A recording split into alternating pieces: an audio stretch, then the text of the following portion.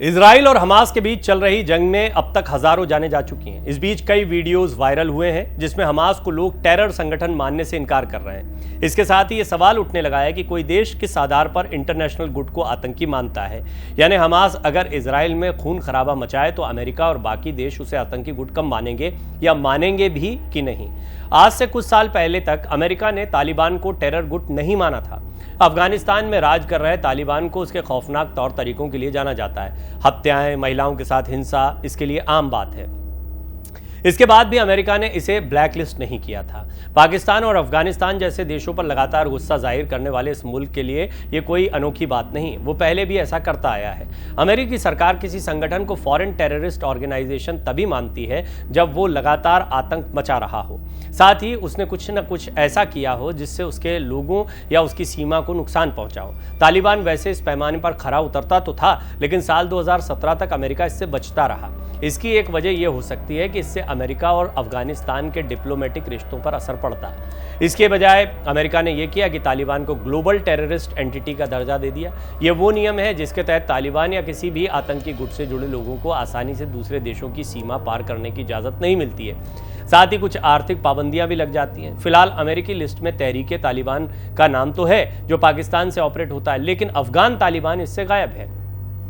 फिलहाल एफटीओ में करीब 90 संगठन शामिल हैं, जिनमें से सबसे ज्यादा गुट पाकिस्तान और अफगानिस्तान से ही हैं। सरकारें समय समय पर लिस्ट की छटनी भी करती है और अगर कोई गुट खत्म हो गया हो तो उसे हटा देती है। हमास की बात करें तो 90 की शुरुआत में ही इसे टेररिस्ट ऑर्गेनाइजेशन मान लिया गया था। इसके अलावा United kingdom, Israel, Australia, Japan और यूरोपियन यूनियन ने हमास को आतंकी माना। आगे चलकर बाकी देश भी हमास को आतंकी संगठन का दर्जा देने लगे। भारत में अनलॉफुल एक्टिविटीज प्रिवेंशन एक्ट 1967 है। गृह मंत्रालय इसकी लिस्ट बनाता है, वही तय करता है कि कौन से गुट आतंकी श्रेणी में आएंगे और कौन से बाहर रहेंगे।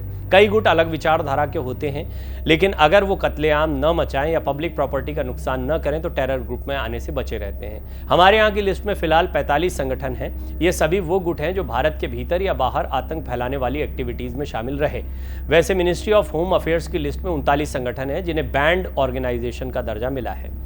इसमें आईएसआईएस और जैश-ए मोहम्मद जैसे नाम भी हैं जो फॉरेन से चलने वाले संगठन हैं, लेकिन जिसके जाल भारत तक फैले रहे हैं। लिस्ट में ज़्यादातर नाम पाकिस्तानी चरमपंथी समूहों के हैं जो कश्मीर के नाम पर भारत में हिंसा करते रहे।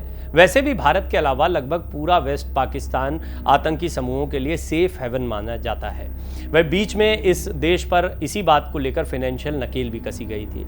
पाकिस्तान में घरेलू और फॉरेन दोनों तरह के आतंकी समूह हैं। इन्हें 3 श्रेणियों में बांटा गया है। एक है एक्टिव टेररिस्ट, यानी जो सक्रिय तौर पर काम कर रहे हैं। ऐसे कुल 44 संगठन हैं जो देसी विदेशी दोनों तरह के हैं, लेकिन जिनका ठिकाना पाकिस्तान में है। इसके अलावा एक्सट्रीमिस्ट ग्रुप 60 से ज़्यादा हैं। ये अलग विचारधारा की बात करते हैं, लेकिन असल काम इनका भी मार पिटाई ही है।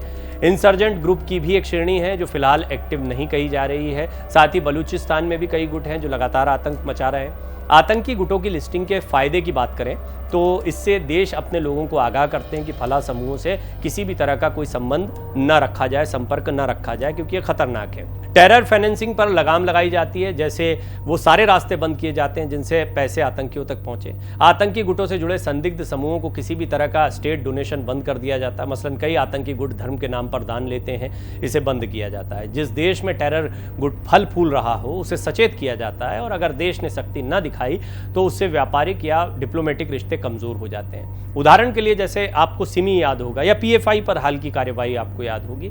सिमी जो है एक समय पर स्टूडेंट्स की एक ऑर्गेनाइजेशन के तौर पर खड़ा हुआ था। मध्य प्रदेश में इसकी जड़ें थीं और धीरे धीरे देखते देखते पूरे देश में फैल गया। अब फिर ये जो आतंकी गुट होते हैं, इनके बड़े आतंकी गुटों से, बड़े आतंकी गुटों का कहने का मतलब है इंटरनेशनल वो गुट जिनको कई ऐसे पैसे के सोर्सेज होते हैं जिसका इस्तेमाल वो हथियारों के लिए करते हैं। इसीलिए पाबंदियां भी लगाई जाती हैं। उदाहरण के लिए पाकिस्तान है। भारत में जितने भी इस्लामिक कट्टरपंथी गुट चलते हैं उनके पीछे पाकिस्तान का एक कनेक्शन जोड़ा जाता है।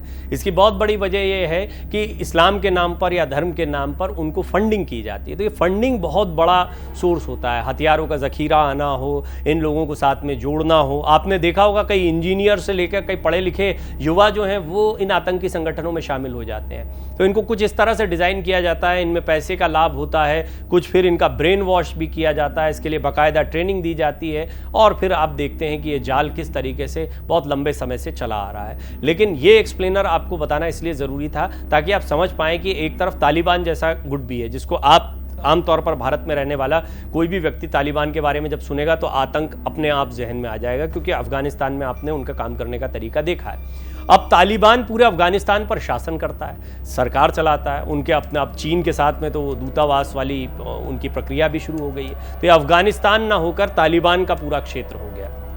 इसी तालिबान की तर्ज पर तहरीक तालिबान पाकिस्तान में बनाया गया। तहरीक तालिबान तो अमेरिका के आतंकियों की लिस्ट में है, आतंकवादी गुटों की लिस्ट में है, लेकिन तालिबान नहीं है, क्योंकि वो उनके साथ में रिश्ते जो हैं वो अभी शायद बनाए रखना चाहते हैं। तो ये अंतर्राष्ट्रीय राजनीति भी होती है कि इंटरनली आप अपने देश में क्या कर रहे हैं, कैसे चला रहे हैं, उससे मतलब नहीं है जब तक हमारे हितों पर कोई हमला नहीं होता। अमेरिका में जब 9/11 का हमला हुआ उसके बाद आतंकी संगठनों पर देखिए आपने उसने किस तरह की कार्रवाई की थी। अब ये बात क्यों आई, इस बात को रखने की वजह ये थी कि हमास बिल्कुल तालिबान की तर्ज पर गजा पट्टी में पूरा शासन कर रहा है, लेकिन उसके तौर तरीके भी वही हैं, उतने ही खतरनाक हैं, और वो इसी तरीके से इजराइल में हमला करता। और इजराइल में जो ताज़ा हमला किया उसके बाद बड़ा सवाल खड़ा हो गया। आतंकी संगठन, हालांकि हमास को भी अमेरिका ने घोषित कर रखा, इसी तरह हिजबुल्लाह को कर रखा, और हिजबुल्लाह को अगर देखा जाए तो ईरान उसका समर्थन करता है। ईरान की एक तरह से आर्मी है हिजबुल्लाह, और हिजबुल्लाह भी हमला कर देंगे का मतलब ही ये होता है जब भी कहा जाता है कि ईरान ही हमला कर देगा।